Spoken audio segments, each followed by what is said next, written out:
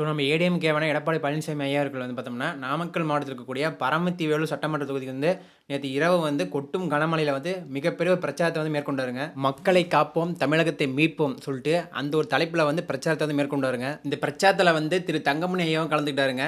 அது மட்டும் இல்லாம 2026 சட்டமன்ற தேர்தல்ல வந்து அனைத்திந்திய அண்ணா திராவிட முன்னேற்ற கழகம் வந்து வெல்லும். அது மறுபடியும் சொல்றேன் கேட்டுக்குங்க.